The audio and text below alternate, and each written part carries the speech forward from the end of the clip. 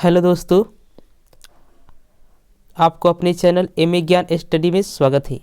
तो चलिए हम आज इस वीडियो को स्टार्ट करते हैं और आपको हम क्या करेंगे, मैथमेटिक्स का जो इम्पोर्टेंट क्वेश्चन है जो परीक्षा में पूछी जा सकती है उसमें से कुछ इम्पोर्टेंट क्वेश्चन को हम लेकर आए हैं और सभी क्वेश्चन को हम समझाने की कोशिश करेंगे। तो चलिए आप समझेंगे कि कैसे जो है क्वेश्चन को सॉल्व आप कर सकते हैं परीक्षा में। तो आइए क्वेश्चन को स्टार्ट करते हैं। क्वेश्चन का नंबर से नहीं लेंगे, सिर्फ क्वेश्चन को समझेंगे और इस प्रकार से अगर क्वेश्चन आप समझ लेते हैं तो इस तरह के जो क्वेश्चन मतलब फॉर्मेट बन सकता है, दूसरा क्वेश्चन इस तरह का बन जाए तो आप उसे बहुत अच्छे से सॉल्व कर दीजिएगा।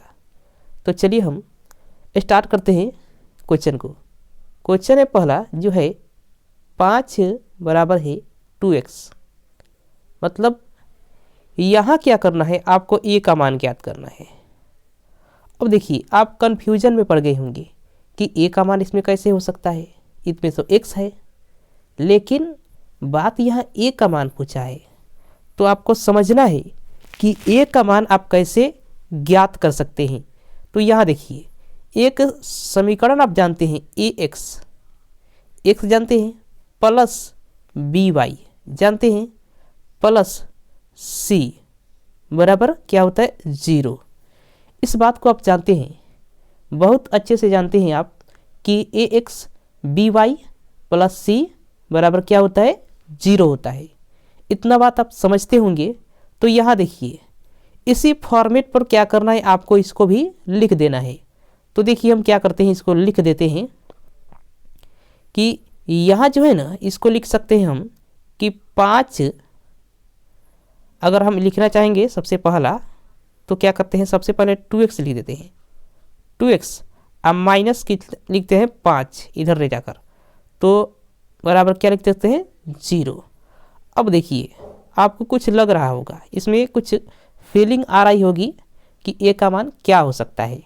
तो यहाँ देखिए x है, यहाँ y है, यहाँ c है। तो a का मान क्या होगा, x के जो है कोफिशिएंट यानी गुणांक हो जाएगा। तो a का मान क्या हो जाएगा 2 हो जाएगा। अगर आपसे b का मान पूछ दे तो b का मान 0 हो जाएगा। b का मान कितना हो जाएगा 0। मतलब b का जो है मान नहीं दिया इसमें, मतलब y के साथ नहीं दिया है। मतलब क्या कहा है, इसका कहने का मतलब है यह कि 0y है और 0y का कोई वैल्यू नहीं होता है। तो इतना बात यह कह चुका है। तो यहाँ a का मान हमको क्या करना था, ज्ञात करना था। a का मान कितना हो जाएगा 2। इतना बात आप समझ गए ना। तो a का मान आप कैसे ज्ञात कर सकते हैं, इसी प्रकार से ऑप्शन नंबर देखिए सी इसका राइट आंसर हो जाएगा। तो आप समझ सकते हैं कि इस प्रकार का जो क्वेश्चन अगर आपके एग्जाम में आ जाए तो आप बहुत अच्छे से क्या कर सकते हैं, इसको समझा सकते हैं, बता सकते हैं। तो चलिए अगले क्वेश्चन की तरफ चलते हैं। अगला क्वेश्चन है आपके सामने कि समीकरण आपको दिया गया है, लिख देते हैं समीकरण को, x² प्लस 2x प्लस 4 बराबर कितना दिया है 0। तो इसमें क्या दिया है कि x का स्क्वायर और 2x प्लस 4 इक्वल्स टू कितना है 0। इसमें आपको पूछा है मूलों की प्रकृति। प्रकृति कहने का मतलब है कि मूल कैसा हो सकता है। तो देखिए सबसे पहले आप इसमें क्या करते हैं, आपको d का मान ज्ञात करना होता है। d का मान ज्ञात करना होता है।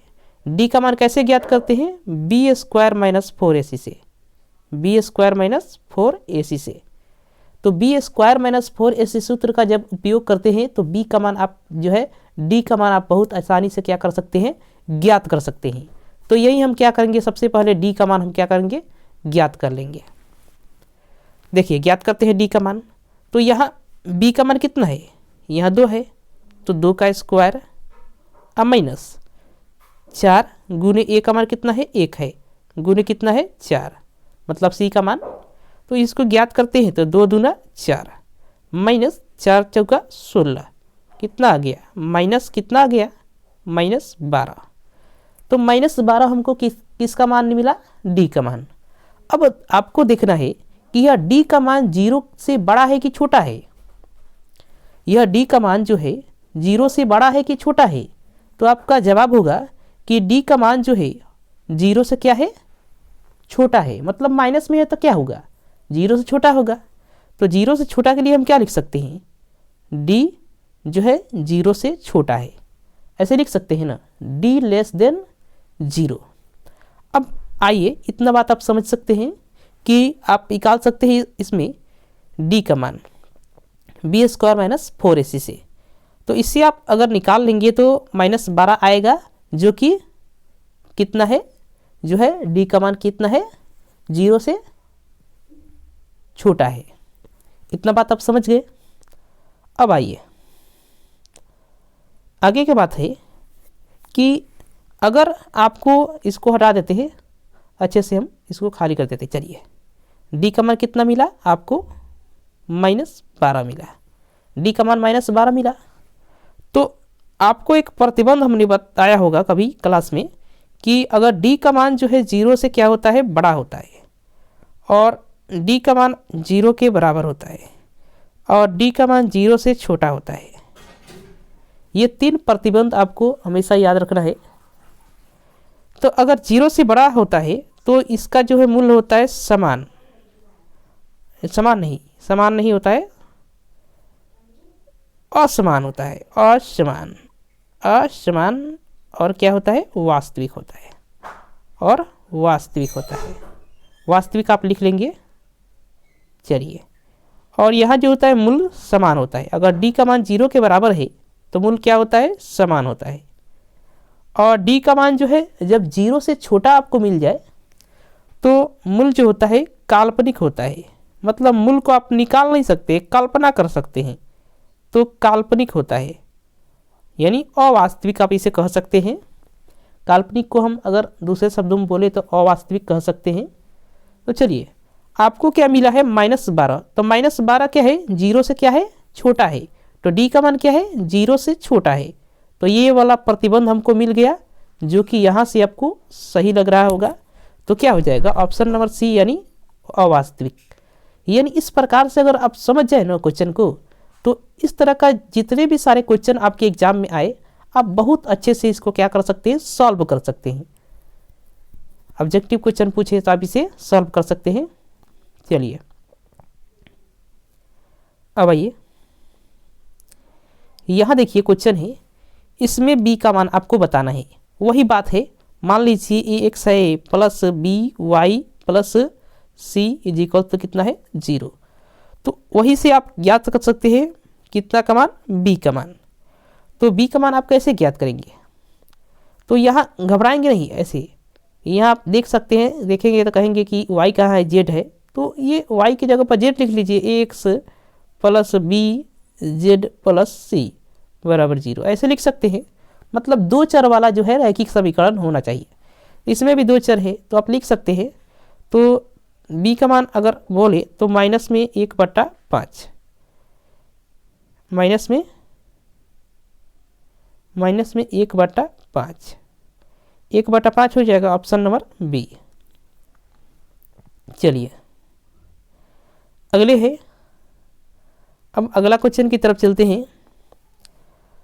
क्वेश्चन है आपके सामने, यदि अल्फा और बीटा जो है द्विघात समीकरण एक दिया है, x square plus x minus 2 के मूल्य हो, तो आपको ज्ञात करना है 1/अल्फा प्लस 1/बीटा ये का मान क्या होगा। तो यह पूछा गया क्वेश्चन है, समझने की कोशिश करेंगे। अब हम क्या करते हैं, ये जो दिया है ना, इसको हम क्या करते हैं, सबसे पहले हम बना लेते हैं। तो इसको अगर बटा के जोड़ से बनाएंगे तो अल्फा बीटा हो जाएगा नीचे, और ऊपर हो जाएगा बीटा प्लस अल्फा। अब कुछ नहीं करना आपको, अल्फा प्लस बीटा का मान यहाँ से ज्ञात कीजिए, alpha plus beta minus B बट्टा ए। तो बी का मान कितना है, 1 है, और बट्टा में 1, मतलब कितना आएगा, -1 आ गया। यहाँ से देखिए -1 आ गया। अब इस प्रकार से अल्फा इंटू बीटा का मान कितना है, c/a होता है। तो क्या हो जाएगा, -2 हो जाएगा। तो यही आप ज्ञात कर सकते हैं। तो अल्फ़ा प्लस बीटा तो -1 बटा -2।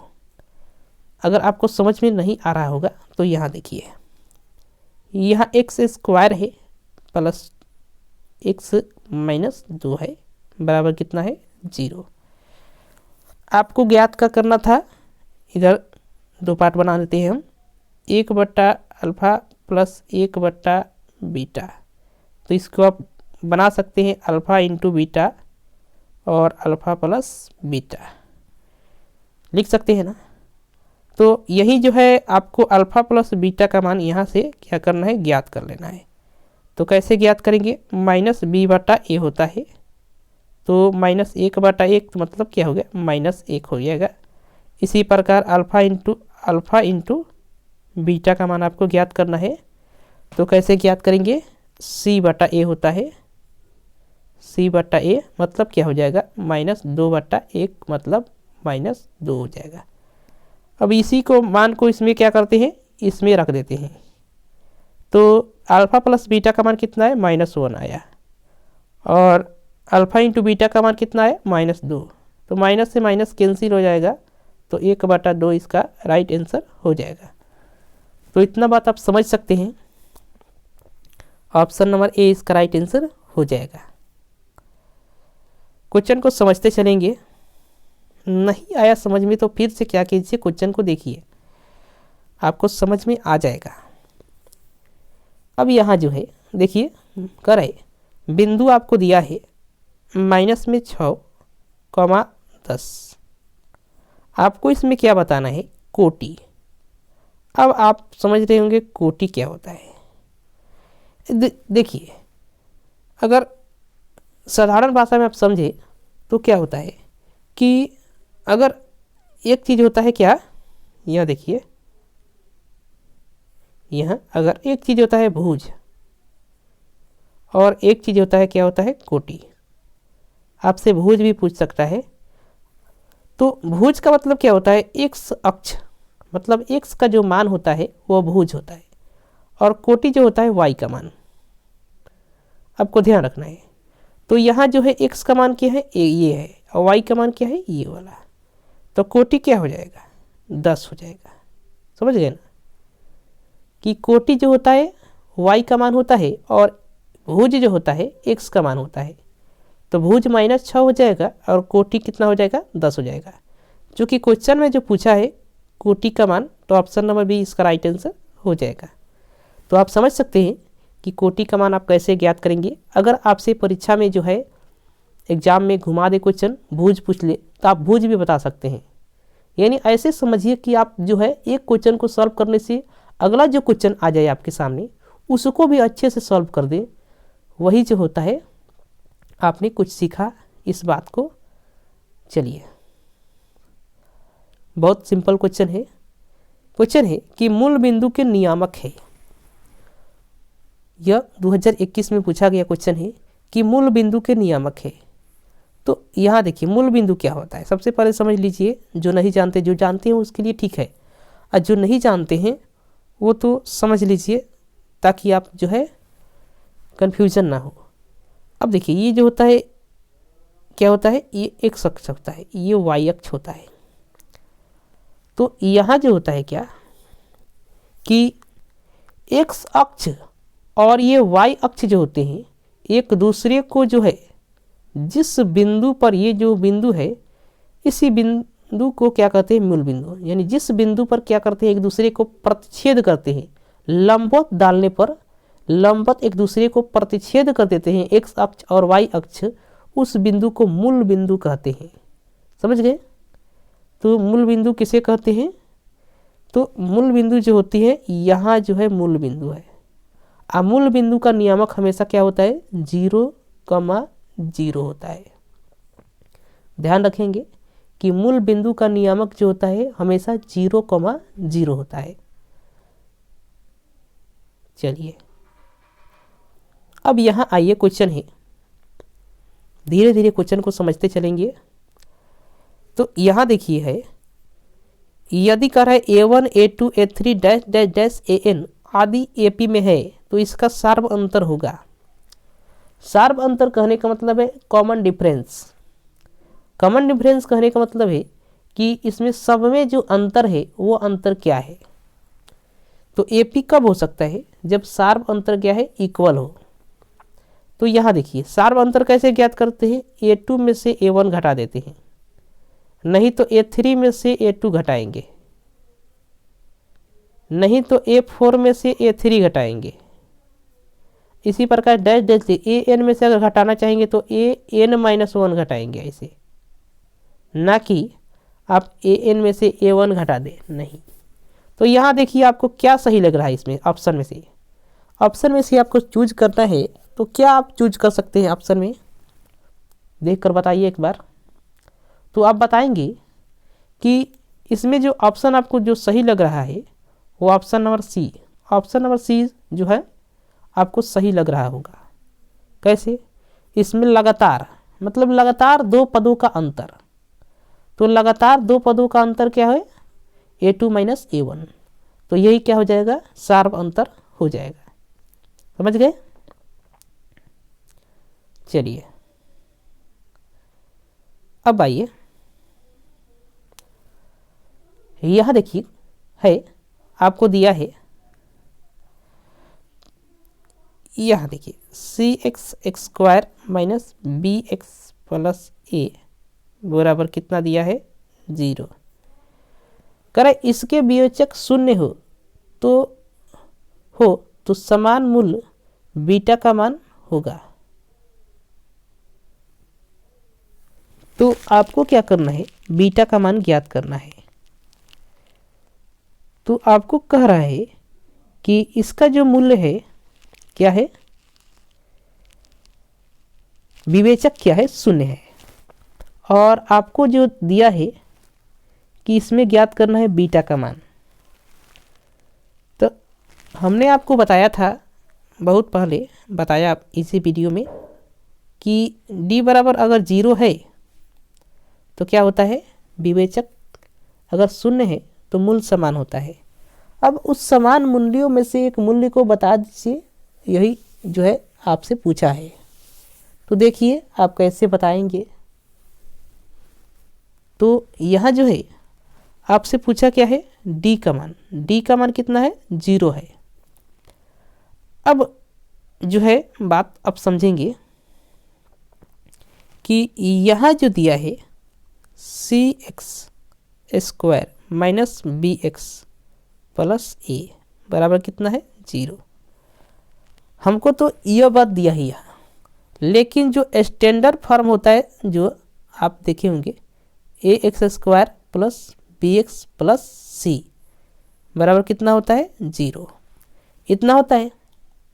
अब इसमें x का मान अगर ज्ञात करना चाहेंगे तो -b प्लस माइनस रूट में d बटा 2a होता है। अब यहाँ तो हमको नहीं कहा है कि ये जो है x के स्क्वायर जो है उसके पहले c है, c तो नहीं बोला है। अब आपको क्या करना है कि जहाँ b है वहाँ b रखना है, -b रखना है, और जहाँ जो है a है वहाँ c रखना है। क्यों रखना है कि आपको जो है कन्फ्यूजन करने के लिए जो दिया है कि यहाँ जो है a के जगह पर c दे दिया है और b की जगह पर -b दे दिया है, और c की जगह पर क्या दे दिया है, क्या दे दिया है, a दे दिया है। तो इस प्रकार से पलट दिया है, बदल दिया है मान।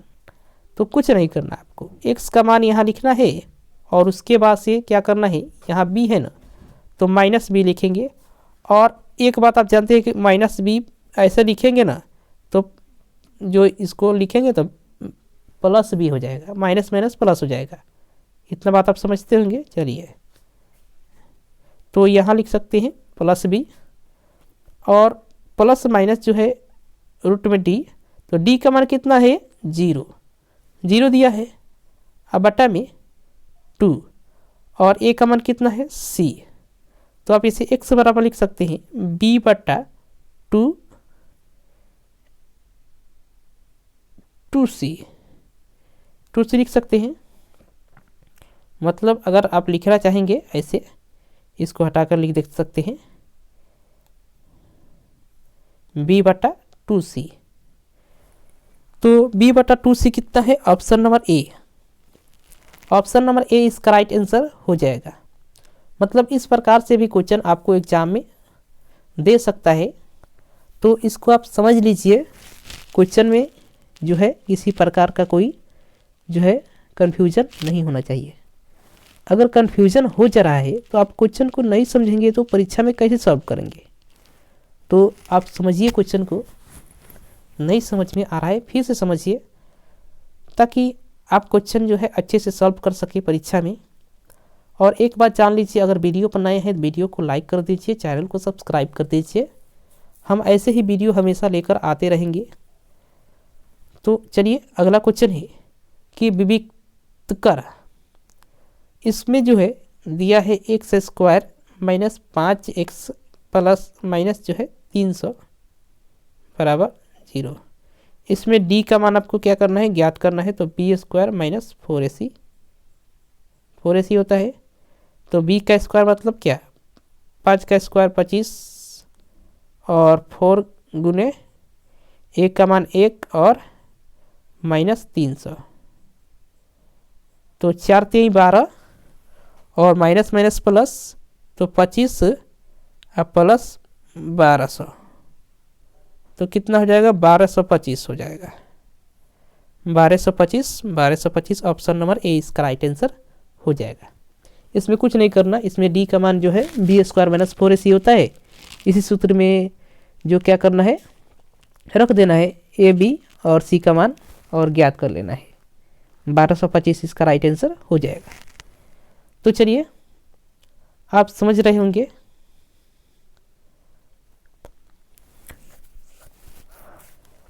क्वेश्चन है कि बहुपद आपको दिया है 5x - 4x³ प्लस 3 का जो है x बराबर 0 पर क्या मान होगा। मतलब x के जगह पर 0 रख दीजिए। तो यहाँ देखिए x का मान 0 रखेंगे तो किसी भी संख्या में 0 से गुना करने पर क्या होता है? 0। यहाँ भी 0 रखेंगे तो किसी भी संख्या में 0 से गुना करने पर 0 प्लस 3, तो आंसर कितना हुआ? 3 हो गया। ऑप्शन नंबर सी आप समझ सकते हैं। चलिए यहाँ तो यहीं हम वीडियो को समाप्त करते हैं। क्वेश्चन कम है लेकिन एक क्वेश्चन से आप जो है 10 क्वेश्चन सॉल्व कर सकते हैं। 10 का जितना सारे क्वेश्चन आप समझेंगे उससे भी ज़्यादा इस तरह का क्वेश्चन आ जाए आपके एग्ज़ाम में तो बहुत अच्छे से आप क्या है समझ सकते हैं, कर सकते हैं, अगर समझ गए होंगे तो चलिए हम अगले वीडियो के साथ मिलते हैं। तब तक के लिए धन्यवाद।